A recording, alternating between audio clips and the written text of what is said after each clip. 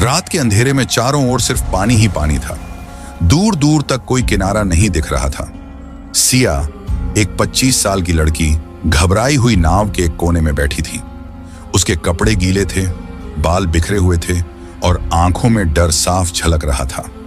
उसके पास सिर्फ एक चीज थी, ब्रूनो, उसका प्यारा कुत्ता, जो भीगी हुई हालत में उसके पास दुबका बैठा था। अब हम क्या करेंगे ब्रूनो? सिया ने कांपती आवाज में कहा और अपने कुत्ते को सीने से लगा लिया। ब्रूनो ने भी अपनी मासूम आंखों से उसकी ओर देखा, जैसे उसे दिलासा दे रहा हो। सिया को याद आया कि वह इस नाव में कैसे आई। वह अपने परिवार के साथ एक क्रूज पर थी, जहां एक पार्टी हो रही थी। सब कुछ ठीक चल रहा था, लेकिन अचानक एक अजीब स्थिति बन गई। किसी ने गलती से नाव का रस्सी खोल दी और सिया नाव में बैठी बैठी बहने लगी। वह चिल्लाई, मदद के लिए पुकारा, लेकिन संगीत के शोर में किसी ने उसकी आवाज नहीं सुनी। अब वह इस सुनसान समुद्र में अकेली थी, बिना किसी मदद के। अचानक उसने महसूस किया कि उसकी नाव बहुत धीमी हो गई थी, जैसे कुछ इसे रोक रहा हो। उसने नीचे झांक कर देखा तो नाव के नीचे कुछ हलचल हो रही थी। उसका दिल जोर जोर से धड़कने लगा। यह क्या हो सकता है, उसने मन में सोचा। फिर अचानक नाव एक झटके से हिल गई। सिया ने डर के मारे ब्रूनो को कसकर पकड़ लिया। वह घबराई हुई इधर उधर देखने लगी। उसने देखा कि दूर समंदर में एक हल्की रोशनी टिमटिमा रही थी। शायद कोई जहाज होगा, उसने सोचा। बिना देर किए उसने अपनी आवाज को जितना ऊंचा कर सकती थी उतना ऊंचा किया। कोई है? मेरी मदद करो। लेकिन आश्चर्य की बात यह थी कि आवाज वापस गूंज कर आई, जैसे कोई उसे उसके ही शब्द दोहरा रहा हो। ब्रूनो भी अजीब तरीके से भौंकने लगा, जैसे उसे भी कुछ अजीब महसूस हो रहा हो।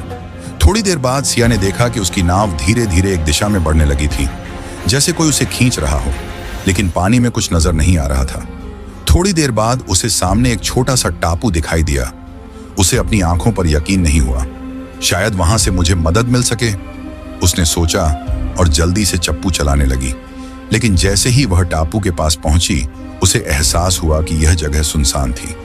वहां कोई इंसान नहीं था, बस सूखे पेड़ और रेत ही दिख रहे थे। सिया नाव से उतरी और इधर उधर देखने लगी। ब्रूनो भी उसके पीछे पीछे चलने लगा।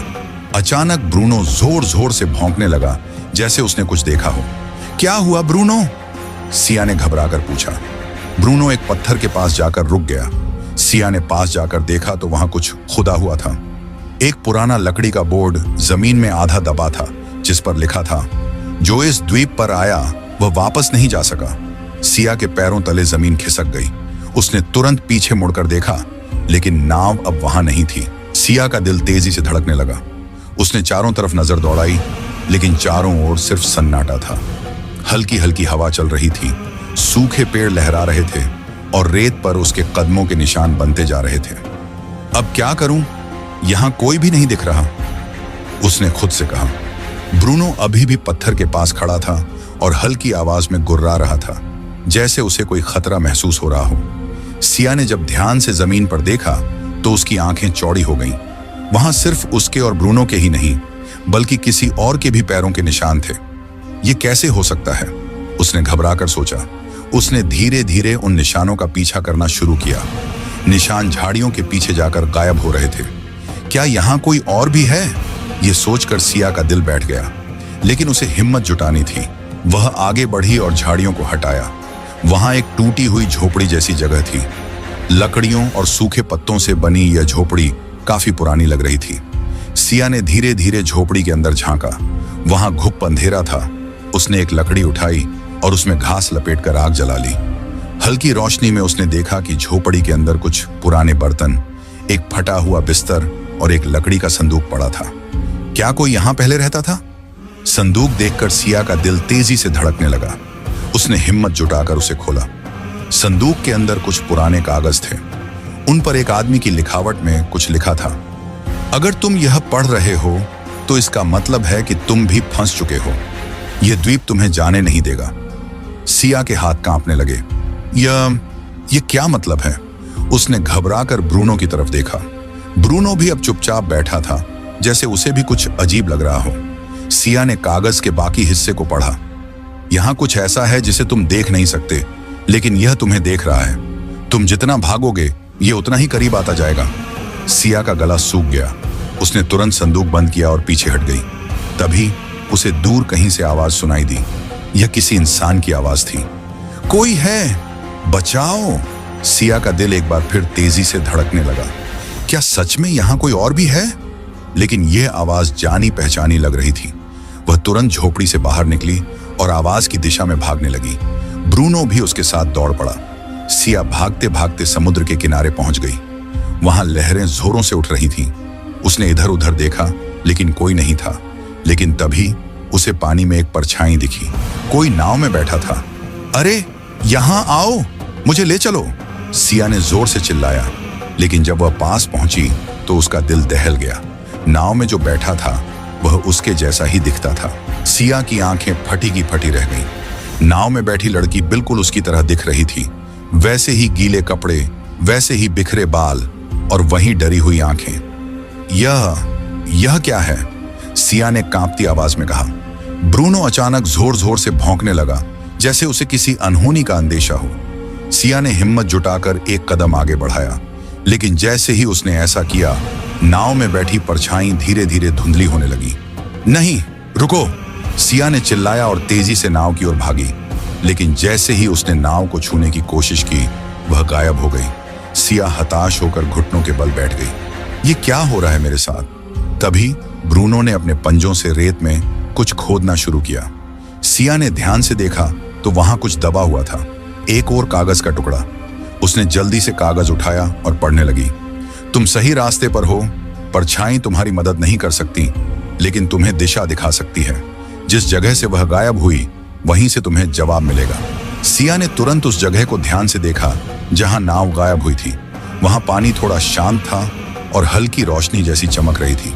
शायद वहां कुछ है। सिया ने गहरी सांस ली और पानी में उतरने का फैसला किया। ब्रूनो बेचैनी से भौंकने लगा, लेकिन सिया ने उसे शांत कराया। मैं जल्दी वापस आऊंगी ब्रूनो, बस मेरा इंतजार करना। वह धीरे धीरे पानी में उतरी। जैसे ही उसने उस जगह को छुआ, अचानक उसे ऐसा महसूस हुआ कि कोई उसे खींच रहा हो। वह डर के मारे चिल्लाने लगी, लेकिन अगले ही पल वह खुद को एक अजीब जगह पर पाती है, समंदर के अंदर, लेकिन बिना पानी के। सिया ने चारों ओर देखा। वह एक अजीब गुफा में थी, जिसकी दीवारें चमक रही थीं। हवा में हल्की सी नमी थी और दूर कहीं से किसी के चलने की हल्की हल्की आवाज आ रही थी। कोई है? सिया ने धीरे से पूछा। अचानक एक बूढ़ा आदमी सामने आया। उसकी सफेद दाढ़ी थी और वह एक पुरानी पोशाक पहने हुए था। तुम्हें यहां नहीं आना चाहिए था बच्ची, बूढ़े आदमी ने कहा। कौन हो आप और मैं यहां कैसे आई? बूढ़े आदमी ने गहरी सांस ली और कहा, यह द्वीप तुम्हें फंसा सकता है, लेकिन अगर तुम चाहो तो इससे बाहर निकल भी सकती हो, पर उसके लिए तुम्हें एक कठिन परीक्षा देनी होगी। सिया के रोंगटे खड़े हो गए। कैसी परीक्षा? बूढ़े आदमी ने उसकी तरफ देखा और कहा, तुम्हें यह तय करना होगा कि तुम बचना चाहती हो या इस द्वीप का हिस्सा बनना चाहती हो। सिया के दिमाग में हजारों सवाल घूम रहे थे। इस द्वीप का हिस्सा बनना मतलब? बूढ़े आदमी ने गहरी सांस ली और कहा, यह द्वीप सिर्फ उन्हीं को छोड़ता है जो इसकी सच्चाई को समझ लेते हैं। जो डर जाते हैं वे हमेशा के लिए यहीं रह जाते हैं। सिया की सांसें तेज हो गईं। मैं यहां नहीं रहना चाहती, मुझे अपने घर जाना है। बूढ़ा आदमी हल्की मुस्कान के साथ बोला, तो तुम्हें 3 सवालों के जवाब देने होंगे।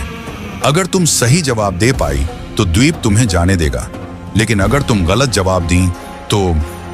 उसने वाक्य अधूरा छोड़ दिया, लेकिन सिया समझ गई कि दांव कितना बड़ा था। मैं तैयार हूं, उसने हिम्मत जुटाकर कहा। बूढ़ा आदमी आगे बढ़ा और एक दीवार की तरफ इशारा किया।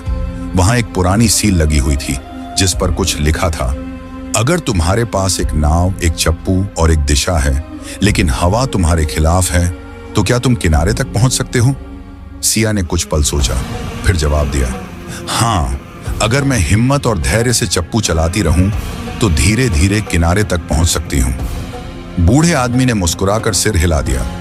सही जवाब। बूढ़े आदमी ने दूसरी दीवार की तरफ इशारा किया।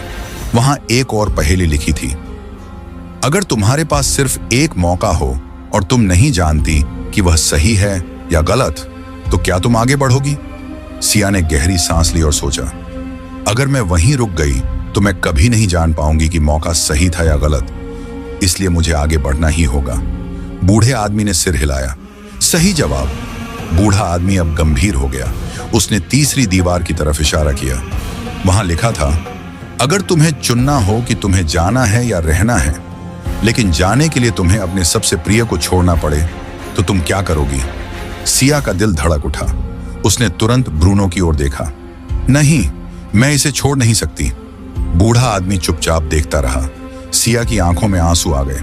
अगर इस द्वीप से निकलने के लिए मुझे ब्रूनो को छोड़ना पड़े तो मैं नहीं जाऊंगी। वह सिर्फ एक कुत्ता नहीं है, वह मेरा परिवार है। जैसे ही उसने यह कहा, पूरी गुफा में रोशनी फैल गई। बूढ़े आदमी ने एक गहरी सांस ली और कहा, यही था असली जवाब। अचानक बूढ़ा आदमी धीरे धीरे गायब होने लगा। यह क्या हो रहा है? सिया घबरा गई। बूढ़े आदमी की आवाज गूंजने लगी, तुमने परीक्षा पास कर ली सिया। इस द्वीप का राज यह है कि यह सिर्फ उन्हें जाने देता है जिनके पास सच्ची मोहब्बत और साहस होता है। तुमने अपने डर को हराया और अपने प्रियजन को नहीं छोड़ा। अब द्वीप तुम्हें जाने देगा। सिया ने देखा कि गुफा की दीवारें गायब हो रही थीं और उसके सामने वही समुद्र का किनारा आ गया था। सिया ने देखा कि उसकी नाव वापस आ गई थी।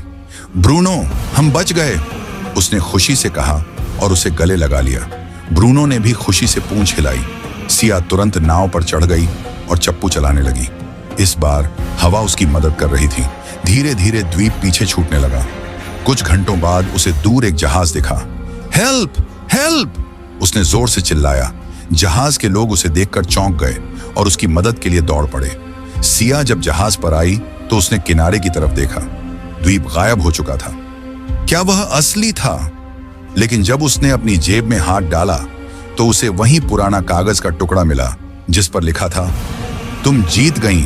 सिया मुस्कुराई और ब्रूनो को गले लगा लिया। अब वह जानती थी कि सच्ची हिम्मत और प्यार से कोई भी मुश्किल पार की जा सकती है।